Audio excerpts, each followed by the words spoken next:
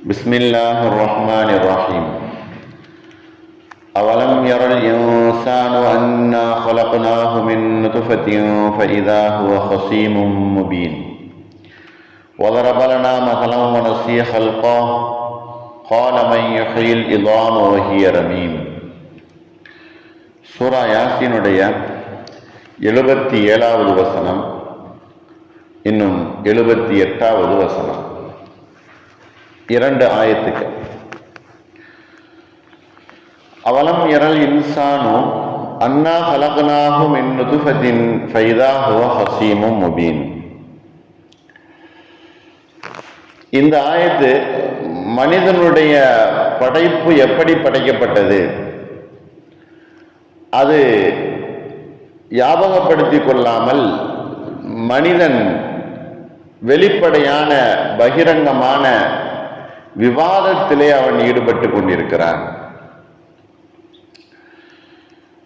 அவலம் யரல் இன்சானு, மனிதன் சிந்திக்க மாட்டானா? அன்னா ஹலக்னாஹு, அந்த மனிதனை நாம் எப்படி படைத்தோம் என்பதை அவன் யோசிக்க மாட்டானா? மின் நுதுஃபத்தின்,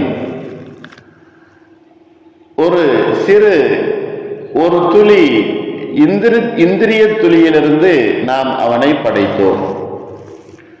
ஒரே ஒரு சிறு துளி இந்திரியத்திலிருந்து நாம் அவனை படைத்தோம்.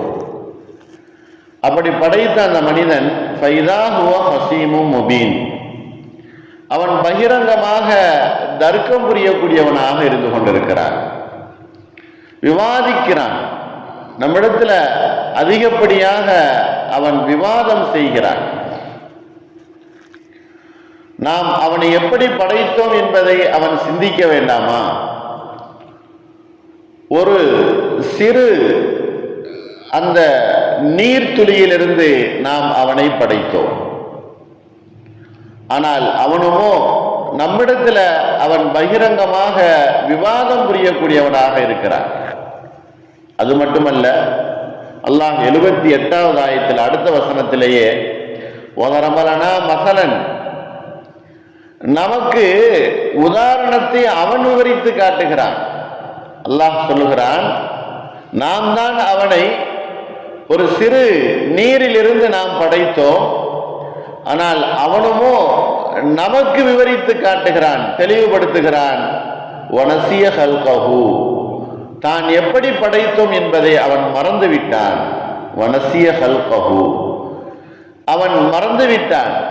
தான் எப்படி படைக்கப்பட்டது என்பதை மறந்து நமக்கு அவன் உதாரணத்தை தெளிவுபடுத்துகிறான்.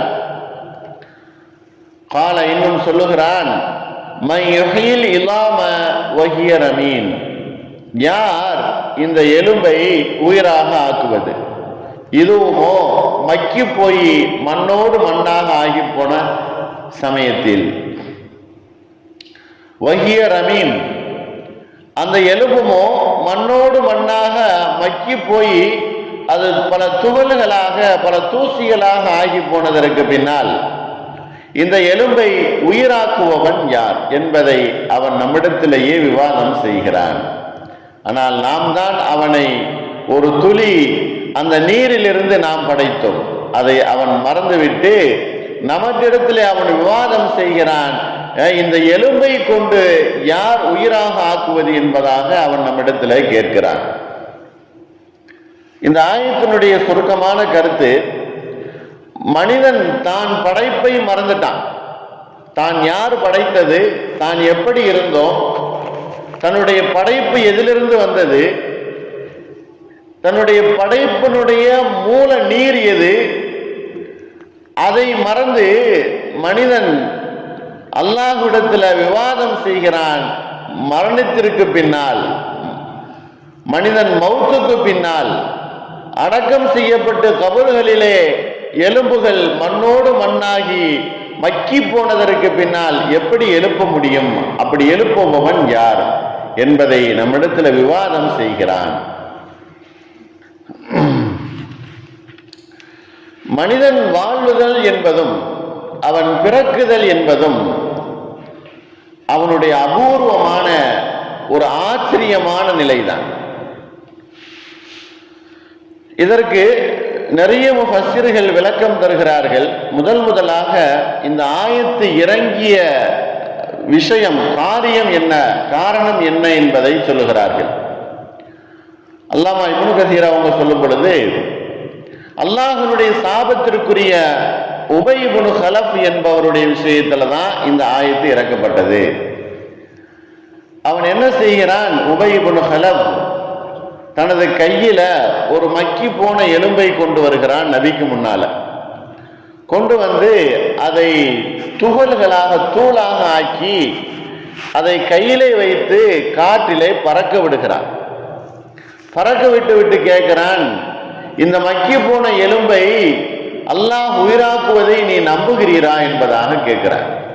நபி ஸல்லல்லாஹு அலைஹி வஸல்லம் அவர்கள் சொல்லுகிறார்கள், ஆம், அல்லாஹ் தான் உயிராக்குவான். உன்னை மௌத்தாக்குவான், மறுபடியும் உன்னை எழுப்புவான், உன்னை நரகத்திற்குள்ளும் அவன் செலுத்துவான் என்பதாக அவர்கள் கூறுகிறார்கள்.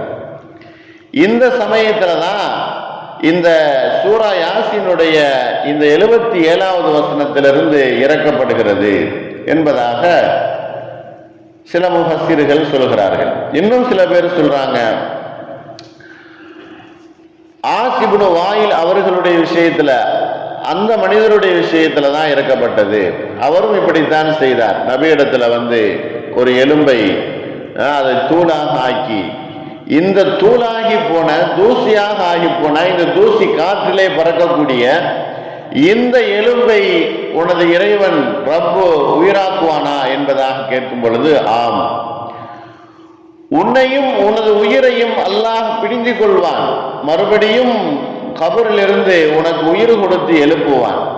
அது மட்டுமல்ல, உன்னை நரகத்திற்குள்ளும் நுழைய செய்வான் என்பதாக நபி ஸல்லல்லாஹு அலைஹி வஸல்லம் அவர்கள் சொன்னார்கள். இந்த யாசின் சூராவுடைய கடைசி இந்த வசனங்கள் இந்த சம்பவத்தை குறித்து தான் இறக்கப்படுகிறது. மனிதனை படைக்கப்பட்டது, அவன் உயிரோடு வாழுதல், அதற்கு முன்னால் அவன் எப்படி இருந்தான் என்பதை அவன் யோசிக்காமல் இப்படி பேசுகிறான். மனிதன் தன்னுடைய தந்தையிடத்தில் வருவதற்கு முன்னால், தந்தையும் தாயும் இணைந்ததற்கு பின்னால், அதிலிருந்து அல்லாஹ் ஒரு சில துளி, மணித்துளி, அதிலிருந்து மனிதர்களை தாயினுடைய கருவறையிலே உருவாக்குகிறான். அப்படி உருவாகுவதில் அல்லது அந்த நீர் வருதல், இதற்கு முன்னால் அந்த மனிதன் எதுவாக இருந்திருக்கிறான்? அல்லாஹ் இன்னொரு ஆயத்தில் சொல்லும் பொழுது, லம் யகுன் ஷைஅம் மதுகூரா, லம் யகுன் ஷைஅம் மதுகூரா, இவன் உருவாகுவதற்கு முன்னால் இன்னவென்று பெயர் சொல்லக்கூடிய எந்த ஒரு பொருளாகவும் இவன் இல்லை. இவன் உருவாகுவதற்கு முன்னால் இன்ன மனிதன் அல்லது இன்ன பொருள் அல்லது இந்த மனிதன் இதற்கு முன்னால் இன்ன பொருளாக இருந்தான் என்பதாக சொல்வதற்கு எதுவுமே இல்லாமல் இருந்தான். லம் யகுன் ஷைஅம் மதுகூரா, என்ன பொருள், என்ன பொருளிலிருந்து இவன் வந்தான் என்று சொல்லக்கூடிய அளவுக்கு இவனை அடையாளப்படுத்த முடியாமல் இருந்தான். அப்படிப்பட்ட அந்த மனிதனை நாம் இந்த ஒரு வடிவத்திலே அமைத்தோம். நாம் தான் அவனுக்கு உயிர் கொடுத்தோம், நாம் தான் அவனுக்கு உருவத்தை கொடுத்தோம், நாம் தான் பல இரவுகள் பல பகல்கள் அவனை நான் தாயினுடைய கருவறையின் இருட்டிலே இருக்க செய்தோம். இப்படியாக நிறைய ஒரு அமைப்புகளுக்கு பின்னால் அவன் படைக்கப்பட்டிருக்கிறான். அப்படி படைக்கப்பட்டிருக்கக்கூடிய அந்த மனிதன் நம்மிடத்துல இவ்வளவு விவாதம் செய்கிறான். மறுபடியும் எப்படி அல்லாஹ் படைக்க முடியும்? ஒரு பொருளுமே இல்லாமல் படைத்த ரப்பு படைத்ததை மறுபடியும் உருவாக்குதல் என்பது அவனுக்கு மிகவும் லேசானது. படைத்ததை மறுபடியும் உருவாக்குதல் அவனுக்கு மிகவும் எளிதானது. இன்னொரு இடத்துல அல்லாஹ் சொல்லும் பொழுது, அற்பமான நீரை கொண்டு உங்களை நாம் படைத்தோம். பெற்றோர்கள் அதை வெறுப்பார்கள், இழிவாக நிரப்பார்கள். அதை கையிலோ அல்லது உடலிலோ பட்டுவிட்டால் அது நஜீஸ் என்பதாக நினைத்து அதை சுத்தப்படுத்துவார்கள். அப்படிப்பட்ட நீரிலிருந்து நீங்கள் படைக்கப்பட்டிருக்கிறீர்கள். நாம் உங்களை அற்பமான நீரிலிருந்து படைத்திருக்கிறோம் என்பதாகவும் அல்லாஹ் சொல்லுகிறான். ஆக படைக்கப்பட்ட விதம் என்பது நீங்கள் யோசிக்காமல் இப்படிப்பட்ட மிகவும் லேசாக இருக்கக்கூடிய இந்த படைப்பிலிருந்து நாம் படைத்தோம். ஒரு தடவை நபி ஸல்லல்லாஹு அலைஹி வஸல்லம் அவர்கள் தன்னுடைய கையிலே உமிழ் நீரை நுகர்ந்து, ஆதமனுடைய மனிதா, இதே மாதிரி இருக்கக்கூடிய ஒரு நீரிலிருந்து தான் நீ படைக்கப்பட்டிருக்கிறாய். அந்த படைப்பு என்பது உன்னை அழகுபடுத்தியது, செம்மைப்படுத்தியது. இந்த உமிழ் நீர் மாதிரி இருக்கக்கூடிய இந்த நீர் உனது படைப்புக்கு காரணமாக இருந்தது.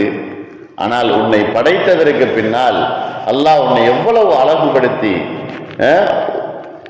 உன்னை இந்த பூமியிலே நடமாடச் செய்தான். அதற்கு பின்னால் உனது உயிரை வாங்குவதும் மறுபடியும் உயிரை கொடுப்பதும் அது அல்லாஹ்வுடைய பொறுப்பிலே இருக்கிறது. அப்படி உனக்கு உயிர் கொடுத்து வாழ வைத்த அந்த ரப்பை தர்மம் செய், அடுத்தவர்களுக்கு கொடு என்று சொன்னால் நீ மறுத்தாய். ஆனால் உனது உயிர் தொண்டக்குழிக்கு வரும் பொழுது நான் நிறைய தர்மம் செய்கிறேன் என்பதாக சொன்னாய், நினைத்தாய். ஆனால் அது உன்னால் செய்ய முடியாமல் ஆகிவிட்டது.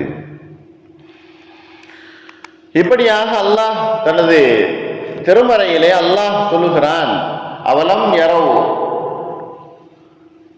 நாம் அந்த மனிதனை படைத்தது என்பது அன்னா கலகுனாஹு மின் நுதுஃபத்தின் ஃபைதா ஹுவ ஹஸீமும் முபீன். இப்படி சாதாரண ஒரு நீரிலிருந்து படைக்கப்பட்ட இந்த மனிதன் நம்மிடத்தில் விவாதம் செய்கிறான், நமக்கு உதாரணங்களை எடுத்து காட்டுகிறான், தான் படைக்கப்பட்டதை அவன் மறந்து விடுகிறான் என்பதாக அல்லாஹ் இந்த ஆயத்திலே சொல்லி காட்டுகிறான். முதலில் படைக்கப்பட்ட இந்த படைப்பு இரண்டாவது படைப்புதல் என்பது மிகவும் லேசானது. அல்லாஹ் மனிதனுடைய படைப்புகளை நுட்பமாக படைத்திருக்கிறான். அப்படி படைத்ததனுடைய மிகப்பெரிய ஒரு எதிர்பார்ப்பு மனிதனிடத்திலிருந்து அல்லாஹ்வை அஞ்சி வணக்கம் செய்து நன்றி செலுத்த வேண்டும் என்பதற்காக வேண்டிதான். ஆனால் மனிதன் தர்க்கம் புரிந்து கொண்டிருக்கிறான். அவன் எச்சரிக்கையாக இருந்து கொள்ளட்டும். அவன் இப்படி தர்க்கம் புரியக்கூடியவர்கள் நரகத்திற்குரியவர்கள் என்பதை அல்லாஹ் இந்த ஆயத்தில் சொல்லி காட்டுகிறான். அல்லாஹ் நரகத்தை விட்டும் சுவர்க்கத்தை அல்லாஹ் நம் எல்லோருக்கும் தந்தல் புரிவானாக. வாஹிர் தாவானா அல்ஹம்துலில்லாஹி ரப்பில் ஆலமீன். அஸ்ஸலாமு அலைக்கும் வரஹ்மத்துல்லாஹி வபரகாத்துஹு.